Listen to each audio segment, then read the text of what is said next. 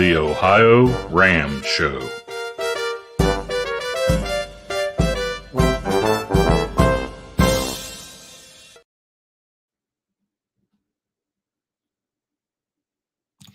Well, as you can see from the sign, we're going to Ireland again today with Patricia McGinley. We're glad to have her. She's backstage waiting to come on. This is Lee Kreider with the Ohio Ram Show, a show about ultra cycling. And I'm here, as you can see, in Studio A, which is actually our living room, which we don't use for anything. And I finally just co-opted it. Not that my wife is all that happy about it, but she didn't find out about it for several months because she just never comes in this room. So here I am. And we're glad to have all of you here. Jim is still working. He's not with us again today, but goodness sakes, hopefully we'll get all that job. Or when we start doing evening shows with people in the United States, he'll be able to be with us a little more. But we're here because of all the time stations in the Race Across America here in Ohio. Time station 41 in Oxford, 42 in Blanchester, Ohio, and 43 in Chillicothe, Ohio. And there's another time station here in Ohio, 44 in Athens. There has been some rumors that we might have that staffed at some time in the future. We can only hope. It's going to take some effort to do that, but we know who can do it. So anyhow, we thank you for being with us. We want to thank those of you who make this show possible. And I always forget to mention the sign guy, Mike Mayhem, who puts out all the signs here in here in Ohio. Those of you who race across America always mention and appreciate those things. Thank you for liking us everywhere. Thank you for following us on Facebook. Thank you for subscribing on YouTube. And then for ringing that bell. We appreciate that. Our subscribers have been growing. Our followers have been growing. We're not anywhere as close to going viral, but, we're dealing with a niche sport here, ultra cycling. And that's the way it is.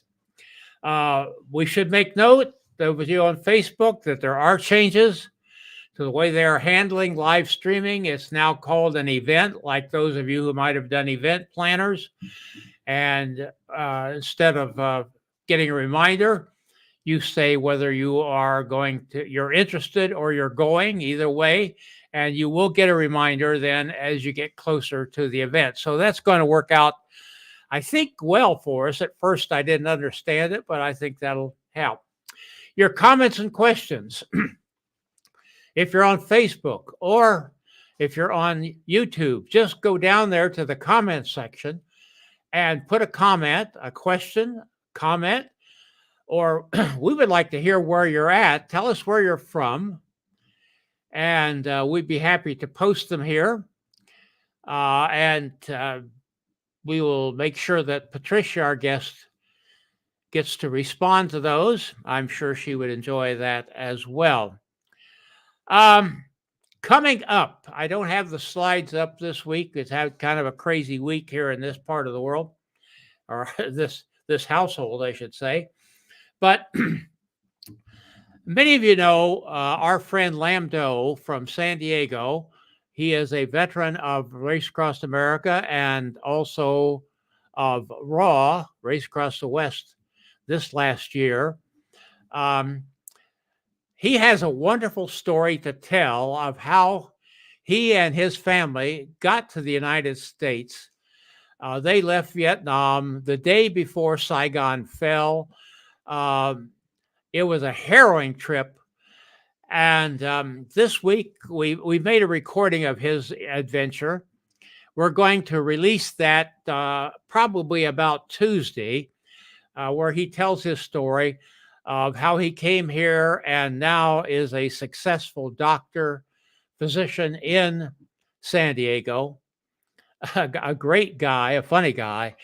But we do this as a prologue to the fact that he is going to return to Vietnam next week, or I guess this week, for a cycling tour of his home country.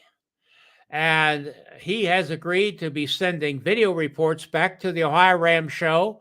We'll put those together and post them during his trip over there. We're quite excited. This is something a little different, but we're always doing different things here on the Ohio Ram Show. And so we'll be hearing more and more about Lambdo in the coming week. Also, coming up this next 2 weeks, we're going to be following Valerie Litsnertsky at a new race, the Psycho 48. It'll be her first 48-hour event, and that'll be fun. That'll be 2 weeks from now. Next week, we're going to have Mike Phillips and Adam Ashwell on the show, who as a team finished first in the Natchez 444, which your friend Patricia Joe Barr, I think, was in as well and probably did okay. But we're looking forward to having them on the show next week. So we got those coming up again on the website, ohioramshow.com. You'll see future shows. Those are listed. And we do change things around from time to time, so they are often there. Hey, there's people out there. Just go to the comments section and just type in where you are from, what city you happen to be in at the moment. Okay. With that, we're going to go to Dunglow, I believe it is, Ireland, and Patricia McGinley. Hi, Patricia. How are you today? Oh, hi, Lee. Yeah, really good. Glad to be with you. Well, we're glad to be with you. We followed your Ireland south to north. Before we went on the air, we were struggling with that because we normally say that backwards, but we got to talk in it that fashion now. Patricia, you have an interesting story to tell, and I would like to start out by just having you tell your story however you would like. Okay. Yeah. Okay. My how I got into cycling. Well, just tell me your life story. You've got an interesting story to tell. Okay. Well, first of all, yeah, I'm a recovering alcoholic, and I'm sober now 10 years through the grace of God. Thank God. And yeah, I also suffer from clinical depression.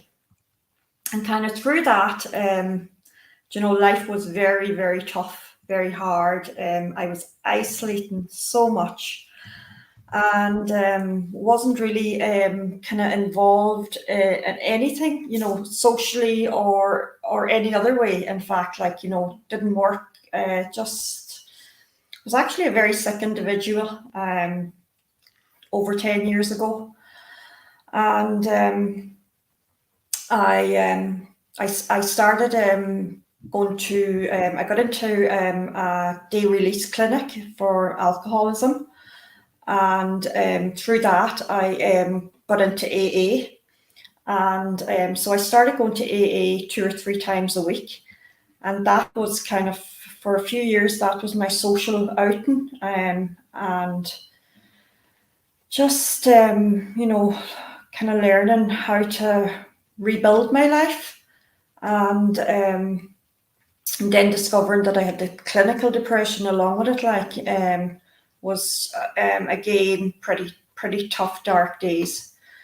But I was still going to AA, and I started going to yoga classes, and I found a lot. Let me interrupt, Patricia, just so I hope everybody knows this, but AA, you're talking about Alcoholics Anonymous, correct? Yeah. All right. Yeah. Yeah. So, so I was going to Alcoholics Anonymous, and then I started going to attending yoga classes. And, that was, I thought everything was grand, from kind of say January to April, May, and the yoga classes finished in May for the summertime. And my sister, realizing, that this wasn't going to be kind of a very good outcome for me, said to me one evening, why don't you come for a cycle? Just what the local community group, just a wee club that we have going here, the Annagry Barstool Wheelers. And, I was saying, no, it's not for me. It's, not interested. And, but anyway, she convinced me to actually go for the cycle. And I went, and yeah, it was from that very first cycle, I think we done 30k, and it was probably very, very hard, tough 30k. Yeah. And but I found a peace, and just even that first cycle, I found a peace, and just being outdoors, actually really, really enjoyed it, and met a few people, and everybody passing and everybody saying hello, and just, it was a lovely vibe. And I got home, and, everybody saying, oh, we'll see you again next Wednesday, and, things like that. And it was just absolutely lovely, like. So from there, and I had a really, really old bike. Oh my God, it was no gears, no nothing. I don't even know how I managed the 30k, but anyway, I did. And went back out the following week, and from there realized same thing again. Absolutely loved it, and couldn't wait to get back out again. And so I started cycling kind of on my own, just doing the same loop and the same 30k, the following day, or any day that was middling here in Ireland. And just kind of very quickly got hooked on it, and just kept up. Started maybe doing 50k, and went out with another small group, and they went out to Glenveigh one day, this beautiful national park. And again, another tough cycle home, but managed it, and just had a really good time. Really enjoyed myself, and that was the very kind of the beginning of of my cycling. Just real freedom in it, and a real peace, and just absolutely loved it from day one. Well, Patricia, you never know what's going to happen here on the Ohio Ram Show. And somebody just walked into the studio back here. I think you might know this person. Let's bring him in and see if you happen to know this guy here. Hello. How you doing? Hi, Joe. Yeah. Joe, I blame him for everything. Say that again. I said I blame him for everything. You blame him for everything. Well, there's a lot to blame for, I think, when it comes to Joe. Yes, it is. Joe, tell me about what you know about this lady. Well, I think first of all, I think that when you listen to Patricia's story, it's a story of courage and progression, and it demonstrates a lot of grit to be able to stay on the show, what she's just said to start off with. So I think everyone will commend her for that courage.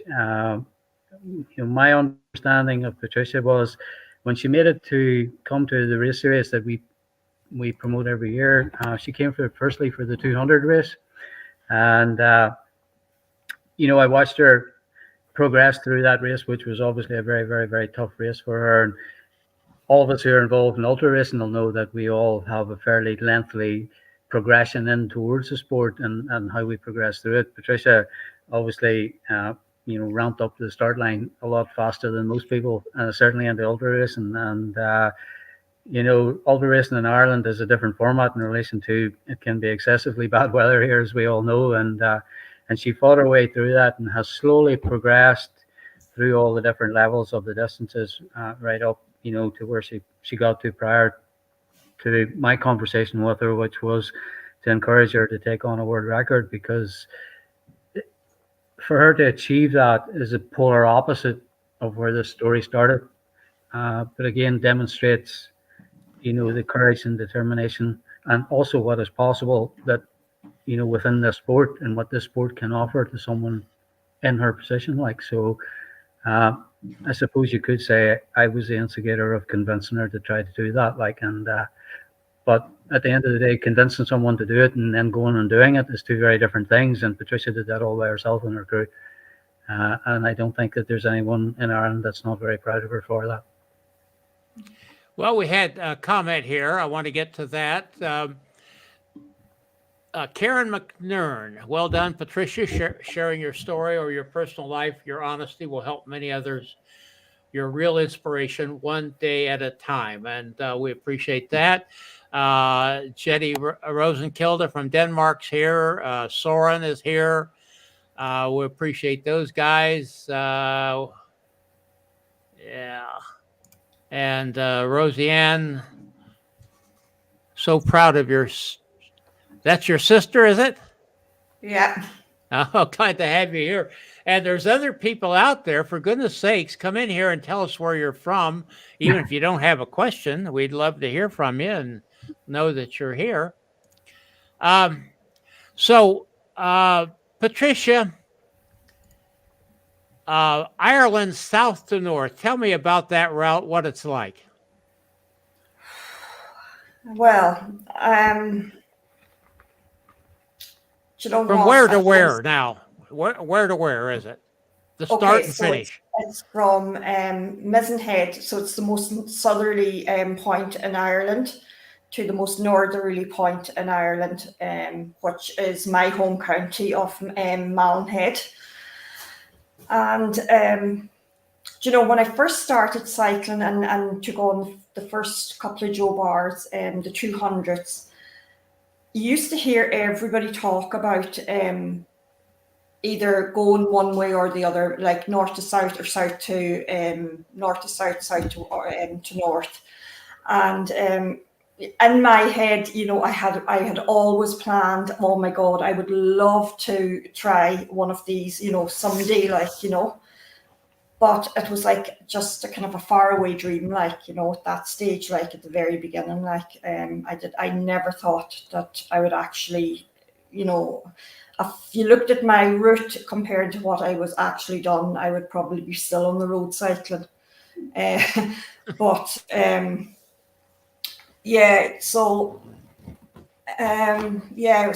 We went to Mizenhead and cycled up from Mizenhead up to Malonhead, which is 589 kilometres. And it seems kind of relatively flat, but Ireland's a funny country. You're sort of climbing all the time. Even when you're not climbing, you're climbing. And I was unfortunate. I was fortunate in one sense that I didn't have wind, but I had a lot of rain in my cycle that weekend. It rained, I think, for the first 18 hours. And but I just say thank God I didn't have wind, because if I had wind along with the rain, I don't know, that could have been a whole different ball game. Now I'd be kind of used to the wind. Joe was talking about the first 200 that I done.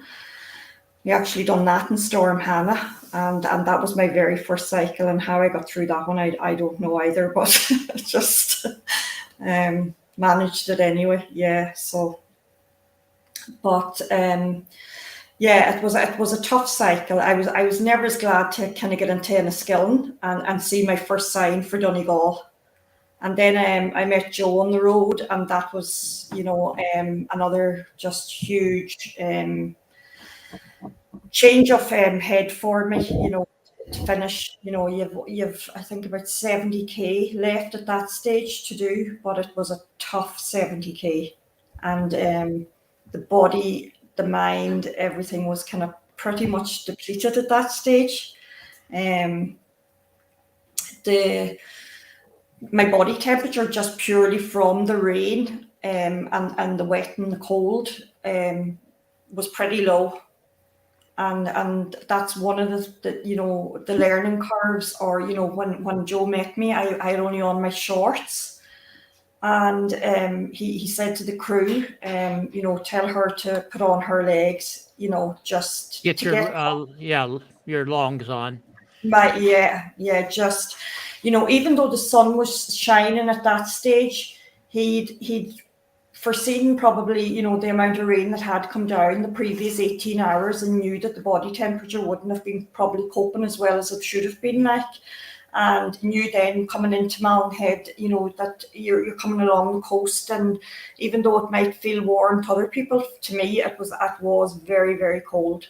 And thank God, just those, one wee piece of advice that you can get off somebody that knows what they're talking about, just can make all the difference from you giving up and you finishing it, like, because I was very, very cold. The last 50k I thought was very tough, very tough.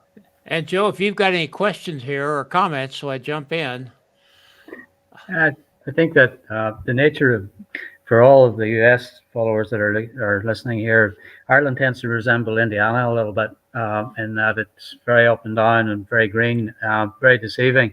The two ends of that record that we're talking about, both the southerly end and the northerly end, doesn't have any big long climbs, but they've got quite a lot of small ones, and they play two significant roles in the overall record itself, because the central section is relatively flat.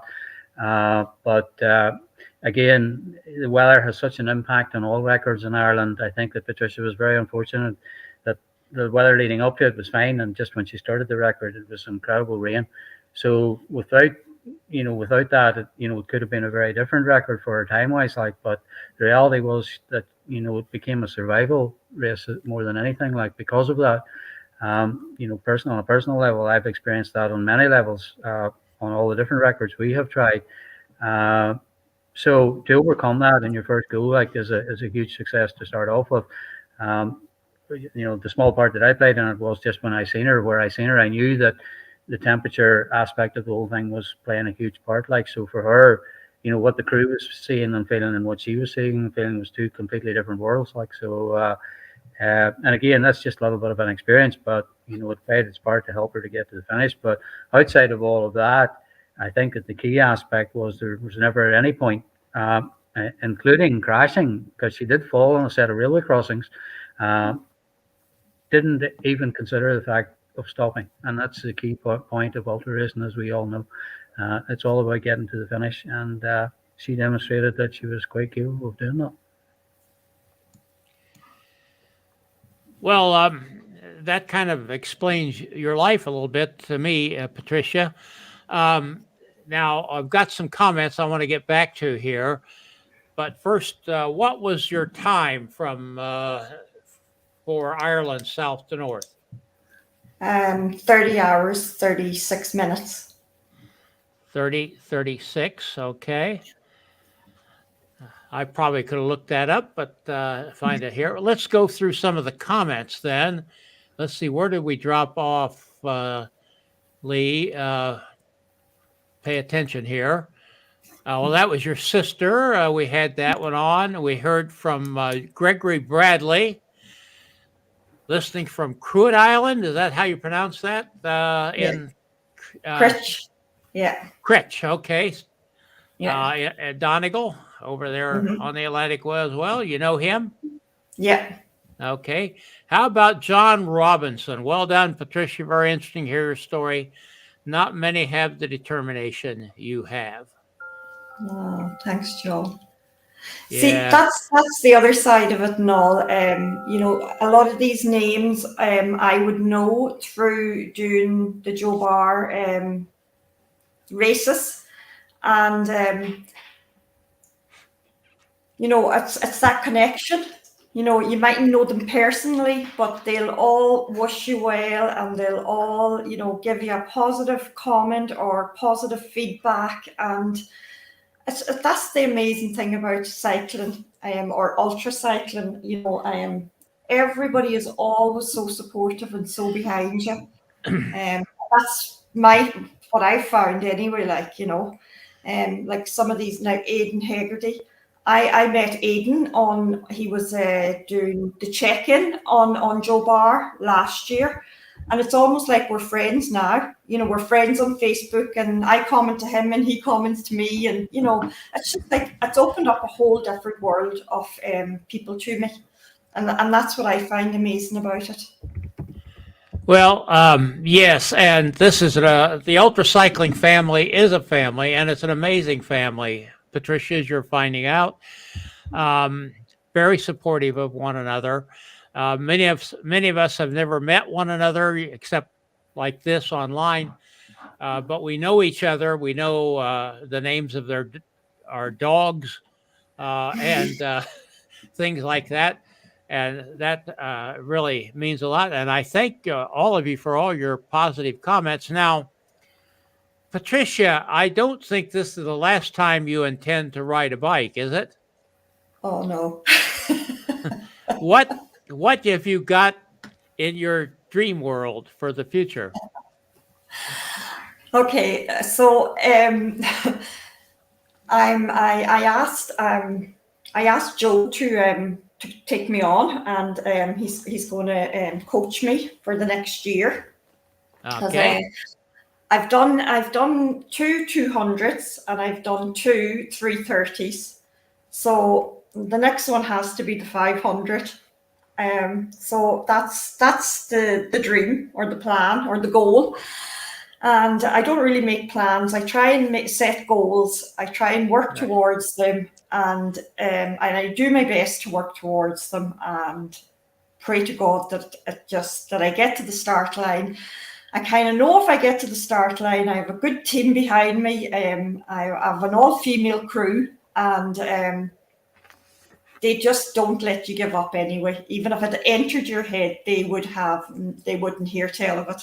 So I'm planning on the Joe Barr 500, and it's May. It's coming off in May. So I've got between now and May to train for it. Yeah, well, we'll talk about that in a little bit, but I think if I recall right, and Joe can correct me here, that you kind of started the 330 as to make a stepstone to the 500. Was that not your idea, Joe?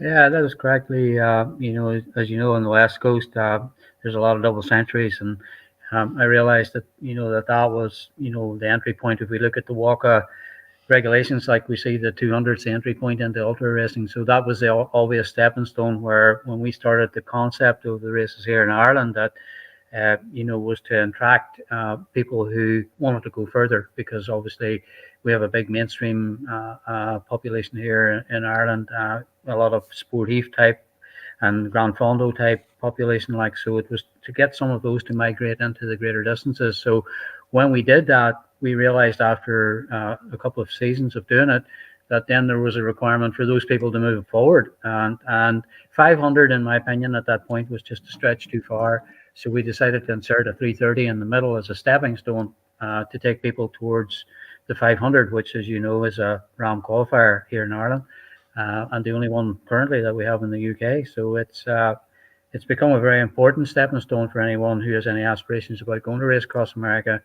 Obviously, in the world that we're living in today, that's obviously a very big challenge from a financial and logistical point of view, but it is still achievable, and it's still stuff that I would love to see people here in Ireland aspiring to. Well, I just saw a post from you, I think this afternoon, just before I was preparing for the show, that you've got the Joe Barr races coming up in May. Is that correct? That's correct. Yeah, we've set the date. I think it's around the 21st of May that we're going to be running the 3 events. Yeah. And I saw that if you want to get a little benefit financially, there's still a few days left. You can get that early bird special, can't you, Joe?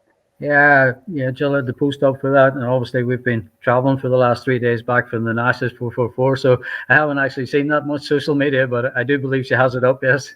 Yeah, I saw that. Oh, hey, now I do have the spreadsheet from Natchez, but I didn't particularly look at your record. How'd you do there? We did okay. We ended up third overall. We won the category and we broke the course record for the category as well. So we had a very good trip to Natchez. It was a fantastic trip through Tennessee, Alabama, and Mississippi. The parkway is incredible.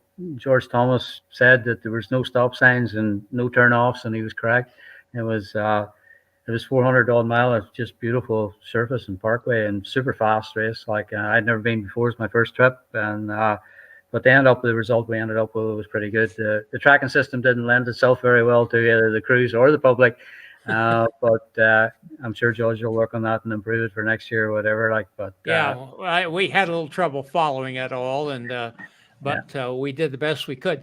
And I believe he sold out this year, didn't he? Yes, the event sold out, and what he does is it's a very neat system that he operates. Anyone who's participated in it this year will get an automatic opportunity to have the entry for next year. So whenever it opens up for the registration, it usually is sold out in 10 or 15 minutes. So it's a very popular event, and I was very grateful, like, for George to get me in this year. We've tried a few times to, as you know, he promotes quite a number of races, and we tried to go to Oregon before, and we weren't able to manage to do that. Like, so to get to Natchez was really good, and I'm looking forward to hopefully at some point getting back to it again, because I've learned a few little things about it that maybe could improve the result a little bit, but not much. Yeah, well, I've always had a dream of touring the Natchez, not racing it, but touring it. That hasn't happened, but I can see why it is incredibly popular, and it's going to be difficult if that's the way he handles registration. It's going to be kind of like some of the old tours used to be here in Ohio. You had to have your name in 2 years ahead of time to get in. Yeah. Let's see. I think I got another comment here for Patricia. Carol McNern. You couldn't get a better coach. And it'll be great to have all 3 Joe Barr race distances done. Yeah. Well, Patricia, I want to thank you for being on the show. It wasn't that bad, was it? No. No, I said, to my knowledge, no guests on this show have ever been hurt from being on the show, I should say. And you did very well. And this is a lesson to all future guests. She was nervous about coming on. You did beautifully. Oh, and we appreciate that. And of course, we knew Joe Barr would do well.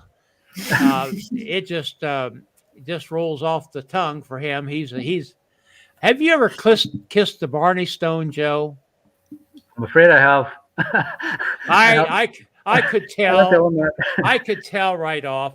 I have to say, my wife has, but I didn't. I was photographing the event, and I didn't. It was kind of busy. I just decided that I had enough blarney anyhow. Yeah, I know. Well, I had to do it at one point. Like, we were there racing, so we were close proximity. So I thought it was a good thing to do. Like, so I did it. It hasn't done me any harm. It didn't hurt one little bit. Okay, well, thanks, Joe, for being such a wonderful friend of the Ohio Ram Show. Thank you, Lee. We really appreciate what you do, and I think you have an understanding of what we are trying to accomplish here. Absolutely. And so, again, thank you, Patricia. This won't be the last time we want to talk to you.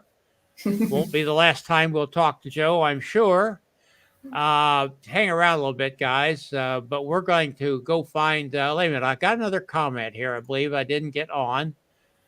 And if anybody's got any comments, get them in quick, because there's a little delay here. Patul Daniels, well done. I would endorse that wholeheartedly. Okay, well, we're going to find Gregory here and close this down. Thank you so much, everybody.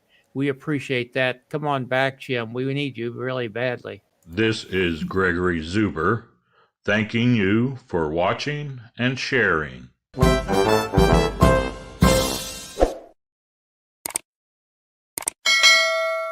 Music by Kevin MacLeod.